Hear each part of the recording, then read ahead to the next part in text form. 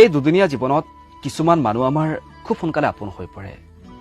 আমি তেওঁলোকক বিশ্বাস কৰিবলৈ লওঁ।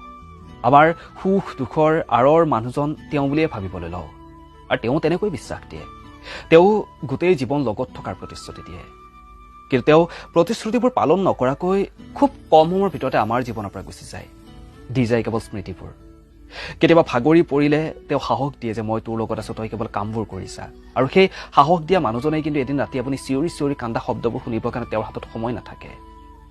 আৰু যেতিয়াই তেনে আপোন মানুহ এজন জীৱনৰ পৰা আঁতৰি যায়, বহুতে ফেচবুকত ষ্টেটাছ দিয়ে, হোৱাটছএপত ষ্টেটাছ দিয়ে, মনৰ দুখবোৰ তাতেই প্ৰকাশ কৰে। তেওঁলোকে ক'ৰবাত ভাবে যেন আপোন মানুহজনে চাব, আপোন মানুহজনে চাই তেওঁলোকৰ মনৰ কথাবোৰ বুজিব পাৰিব, তেওঁলোকৰ জীৱনলৈ পুনৰ ঘূৰি আহিব। কিন্তু এটা চবতকৈ ডাঙৰ ভুল, যিজন মানুহে আপোনাৰ লগত থকা সময়খিনিতে আপোনাক বুজিবলৈ চেষ্টা নকৰিলে, আপোনাৰ জীৱনৰ পৰা আঁতৰি গ'ল, সেই মানুহজনে আপোনাৰ ফেচবুকৰ ষ্টেটাছ চাই, হোৱাটছএপৰ ষ্টেটাছ চাই আপোনাক বুজি পাব বুলি আপুনি ভাবেনে? সেইটো কেতিয়াও নহয়। গতিকে আপুনি দুৰ্বল হৈ নেদেখুৱাব, নিজকে ষ্ট্ৰং কৰক, সাহসী হওক, সাহস হৈ জীৱনত আগুৱাই যাওক। জীৱনত আহা যোৱা এইবোৰ থাকে, তাৰ পৰা ভালখিনি আপোনালোকে লওক, বেয়াখিনি জীৱনৰ পৰা বাহিৰ কৰি জীৱনটো খুব সুন্দৰকৈ আগুৱাই লৈ যাবৰ কাৰণে চেষ্টা কৰক। ধন্যবাদ।